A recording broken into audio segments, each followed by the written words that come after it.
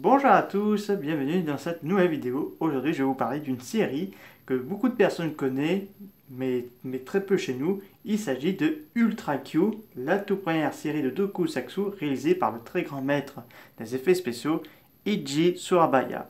Donc, Eiji Surabaya prenait un peu son indépendant pour ses activités et pour d'autres projets. Donc, il crée une production de la télévision, Ichi Surabaya, donc une production. Donc, Surabaya, ça s'appelle. Donc, Surabaya, c'est le studio qu'on connaît parce qu'il y a tous les séries d'Ultraman et bien d'autres encore. Donc, cette série a vu le jour en 1966, de couleur noir et blanc, pas de couleur, parce qu'il y a une version en DVD couleur qui court, mais ça gâche apparemment la magie du noir et blanc de la série. Donc, cette série était apparemment devait ressembler davantage à la série télévision américaine les Two Weed Zone et les Out Limit. Donc en mettant vedette des personnes qui ont enquêté des choses paranormales, l'apparition de kaiju, des extraterrestres et autres paranormales qui font leur apparition. Mais on a les acteurs en vedette, on a Kinji Sahara, donc qui joue dans cette série, mais qu'on le voit également dans les films de la Toho, mais aussi quelques autres séries comme Ultra Seven et bien d'autres encore. On a Hiroko Sasukire et Yasuki Iko Seiju. Donc il faut savoir que Riko Sakura, si je ne me trompe pas de personne d'acteur, elle jouera dans la série suivante de 1966, la première saison, qui sera un gros carton, Ultraman. Donc là, la série a été lancée bien sûr à la télévision parce que faut savoir qu'à l'époque, en 1966, c'était l'âge d'or des kaiju, donc la Toho avait lancé Godzilla Ebira Mothra Duel dans le mer du Sud, War Gargantulas, et Daiei a envoyé la trilogie de Daimajin, Gamera vs Barugon, et il faut savoir que la Toei a essayé de faire la série Tokusatsu, donc là, Tsurabaya a lancé un peu tous ces séries-là parce il a voulu faire de la bonne série de kaiju parce que les enfants étaient fans de Godzilla et de Gamera. Donc voilà.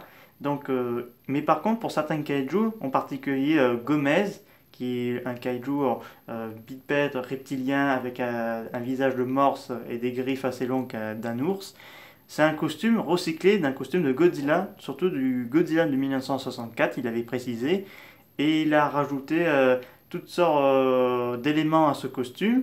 Donc il a remixé des costumes, mais ce ne sera pas le seul. Le costume du King Kong de 1962 sera recyclé.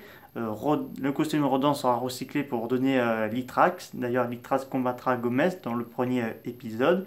Manda va être réquisitionné et bien d'autres encore. Mais on va quand même vous mentionner les kaiju qu'on trouve dans cette série. Donc, parce que Surabaya est encore toujours attaché à la Toho pour, bien sûr, pour certains films, les maquettes, les costumes, etc. Il était très à fond dans ce projet. Donc, dans l'univers de Tracue, on trouve Gomez, puis. Attends. Ah mince. Et on trouve d'autres kaiju, notamment, on va trouver Kiryu, qui est une espèce de dragon. On va trouver une espèce d'humanoïde géant qui fait penser à Frankenstein. Et on va voir bien sûr le costume de King Kong qui devient un Goro, puis Baragon qui devient un Pagos, et Rodan, enfin le costume de Rodan devient un Litrax pour mentionner quelques-uns.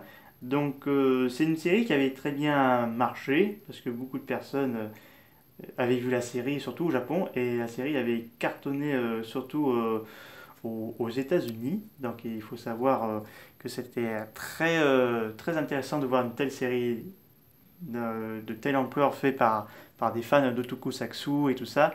Donc il y a la chaîne de YouTube de Tokuscope, ils en parlent évidemment, je vous mettrai peut-être le lien pour cette vidéo. Il faut savoir que le film a fait un héritage, donc il faut savoir que attendez, non, il y a suivi la diffusion d'original de la série, un film d'action en direct, donc qui s'appelle Ultra Q, le movie Legend of Star, a été publié en 1990.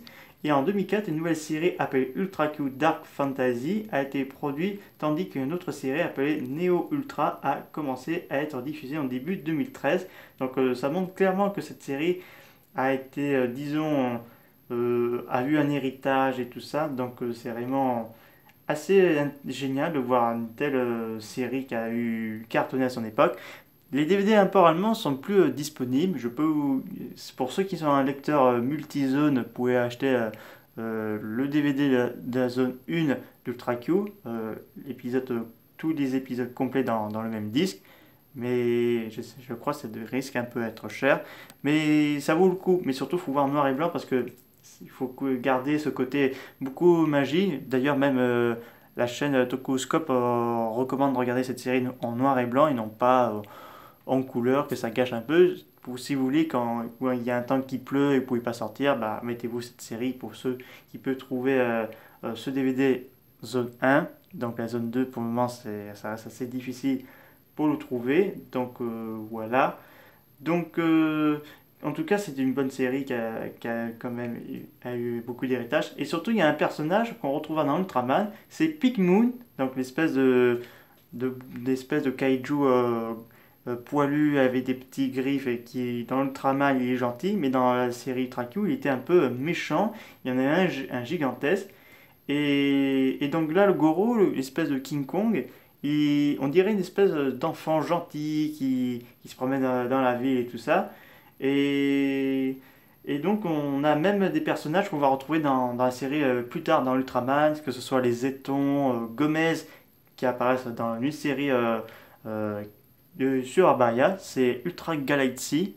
Donc il apparaîtra dans la saison 2 et dans le film sorti en 2009. Et, et en plus dans la bestiaire de l'Ultraman et dans Ultra Q, on a énormément d'hommages, surtout dans Ultra Q, on a un hommage à Odaku, Maguma et aux personnages mythiques de Frankenstein. Mais dans Ultraman, on aura un hommage à Godzilla avec Jiras, qui est une allure avec un Godzilla avec une collerette, et bien d'autres encore. Donc c'est un univers que je vous conseille de regarder personnellement et, et découvrir assez rapidement pour les fans de Tokusatsu. Voilà, c'est la fin de cette vidéo. N'hésitez pas à me dire ça dans les commentaires, qu'est-ce que vous avez pensé. Je vous dis à très bientôt, au revoir.